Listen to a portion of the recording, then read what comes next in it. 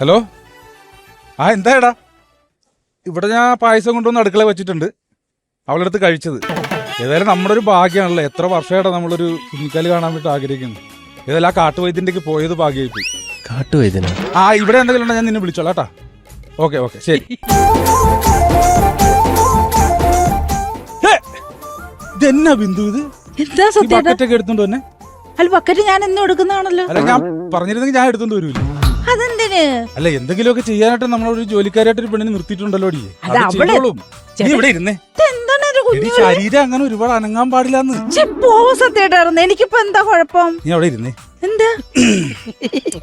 നമ്മളൊരു കുഞ്ഞിക്കല് കാണാൻ വേണ്ടി എത്ര വർഷമായിട്ട് ആഗ്രഹിക്കുന്നു. ഓടുന്നു. എന്തിനാ ഇങ്ങനെ വിഷമമുള്ള കാര്യം എന്നെ എപ്പോഴും ഇങ്ങനെ പറഞ്ഞുകൊണ്ടിരിക്കുന്നത്? അത് കേൾക്കുമ്പോ തന്നെ എനിക്ക് സങ്കടപ്പെടണ്ട. എന്തായാലും ഇന്ന് ഒരു തീരുമാനം ഉണ്ടാവും. എനിക്ക് വേറെ ജോലി ഉണ്ടൊന്ന് അതല്ല ബിന്ദു, അതല്ല. എന്നാന്നറിയാമോ, ഞാന് ഒരു കാട്ടുവൈദ്യൻ്റെക്ക് പോയായിരുന്നു. എന്തോ ഒരു കള്ളത്തരം. സത്യം പറയാ. നീ ചരിത അനങ്ങല്ലേ. ഞാന് ഇന്നൊരു കാട്ടുവൈദ്യൻ്റെക്ക് പോയി. അപ്പൊ അവിടുന്ന് ഒരു നിവേദ്യം തിന്നു, ഒരു പായസം. ആ പായസം നീ കഴിച്ചില്ലേ? അത് ഞാൻ കഴിച്ചു. ആ പായസം കഴിച്ചു കഴിഞ്ഞാല് ആകും, ശേഷം ഉണ്ടാവും. ശരിക്കും? പിന്നെ നിന്റെ പേരും നാളും പറഞ്ഞ് ഞാൻ ആ വഴുവാ കഴിച്ചത്. അത് സത്യമായിട്ടും. എന്നിട്ട് എന്താ എന്നോട് പറയാഞ്ഞേ? നിന്നോട് പറയാൻ പാടുള്ളത്. നീ അറിയാതെ കഴിക്കണം, എന്നാലേ അത് അതിന്റെ ഒരു ബലം ഉണ്ടാവുള്ളൂ.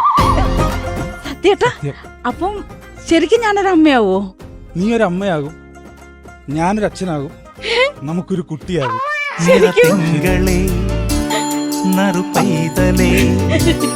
ഇനി എന്നുമിൻ പൊന്നുണ്ണിയല്ലേ ഒളിമിന്നി നീ എന്നുള്ളിലാകെ. റെസ്റ്റ് എടുക്കണം. നമുക്ക് റെസ്റ്റാണ് വേണ്ടത്. ഏതായാലും നമ്മൾ കുറെ കാലത്തിന് ശേഷം ഞാൻ ആ കാട്ടുവൈദ്യനെ കണ്ടു.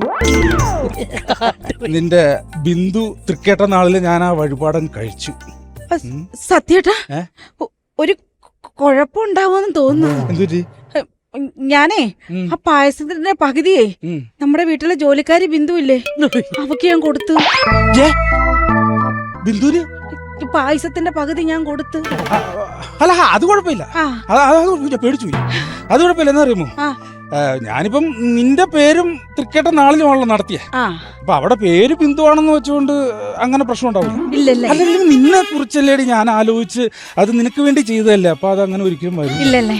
അപ്പൊ നമുക്ക് പെൺകുഞ്ഞാണെങ്കിൽ എന്ത് പേരാ സത്യേട്ട ഇടുന്നത്? എന്തെങ്കിലുമൊക്കെ ആകട്ടെ, എന്നിട്ട് നമുക്ക് പേര്. ഞാനല്ല. ആട് കരയണോ? ആരേട്ടാ?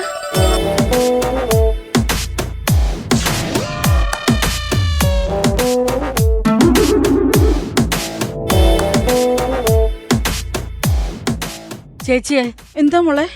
എനിക്ക് പെട്ടെന്നൊരു ഛർദിലും തലകറക്കവും ഒക്കെ. ഞാനേ ഒന്ന് വീട്ടിൽ പൊക്കോട്ടെ ഉച്ചക്ക്. അവള് വീട്ടിൽ പൊക്കോട്ടെ എന്ന്. അവിടെ നാളെന്താന്ന് ചോദിച്ചു.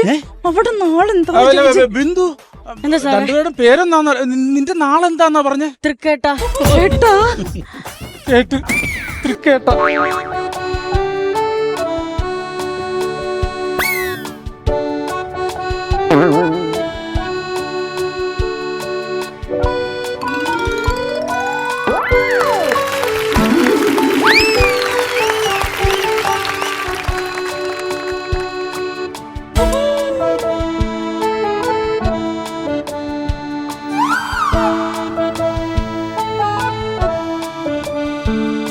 ശരീരത്തിന് റെസ്റ്റ് കൊടുക്കും. അല്ല അത് റെസ്റ്റ് വേണമല്ലോ. അല്ല എന്റെ നമ്മുടെ ഞങ്ങളുടെ ആണല്ലോ. സാറേ, ഞാൻ പോണെന്ന് പറഞ്ഞപ്പോ മുതൽ നിങ്ങൾക്ക് എന്താ ഒരു വിഷമം? ഞാൻ എല്ലാ പണി ചെയ്ത് വെച്ചിട്ടേ പോവുള്ളൂ. അല്ല അതല്ല, അതിന്റെ അത് വേറെ ഒരു ചെറിയ ഇത് ഞാനൊന്നും അറിഞ്ഞോണ്ടല്ലോ ബിന്ദു. ഞാനൊരു തെറ്റും ചെയ്തില്ലല്ലോ. ഇതിപ്പം വൈദ്യം കൊടുത്തതല്ലേ, ഞാനല്ലല്ലോ. എന്റെ പൊന്നെ, എന്നെ ഇങ്ങനെ സംശയിക്കില്ല. നീ ഇങ്ങനെ കരയാതെ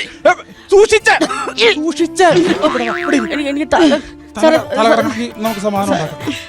അയ്യോ, നീ സങ്കടപ്പെടാതെ. ഞാൻ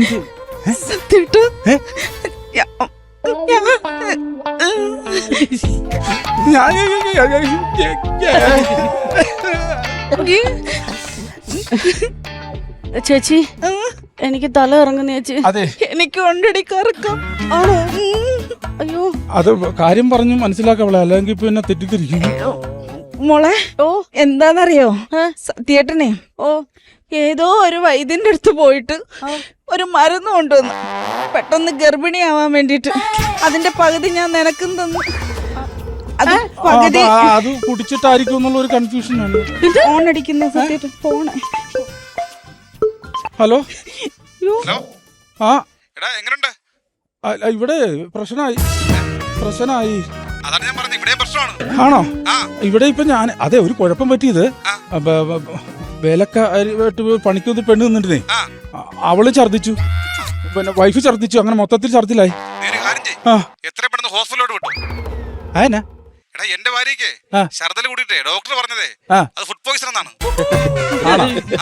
ആ കാട്ടുപോയി നമ്മളെ പറ്റിച്ച്. എന്നാ ശരിയെന്നാ. ഹലോ, ഞാൻ അവളെ അനിയത്തിയായിട്ട് ഏറ്റെടുത്തോളൂ. നല്ല കളിയാ. ഇത് സംഭവമൊന്നും ഇല്ല ഇവിടെ, ഒരു കുഴപ്പമില്ല. അതേ ഒരു അബദ്ധം പറ്റിയതാ. ആ കാട്ടുവൈദ്യം തന്ന പായസം ഇല്ലേ, അത് ഫുഡ് പോയിസൺ അടിച്ചതാ. അത് കഴിച്ച എല്ലാവർക്കും ഛർദില്ല. എല്ലാരും പെട്ടെന്ന് ആശുപത്രി പോകാൻ പറഞ്ഞു. അല്ല, അതെന്താന്ന് വെച്ചാൽ നമുക്കൊരു കുഞ്ഞിക്കാല് കാണാനൊരു ആഗ്രഹം കൊണ്ടല്ലേ എന്റെ ബിന്ദു ഞാനിങ്ങനെ. കുഞ്ഞുകാല് കാണാൻ ആഗ്രഹം ഉണ്ടെങ്കിൽ കാട്ടുവൈദ്യന്റെ പോയി പായസം അല്ല ഉണ്ടാക്കട്ടെ നിങ്ങൾ. ബാക്കി എനിക്കറിയാം. ആശുപത്രി കൊണ്ടുപോവാ മനുഷ്യ. എന്നെ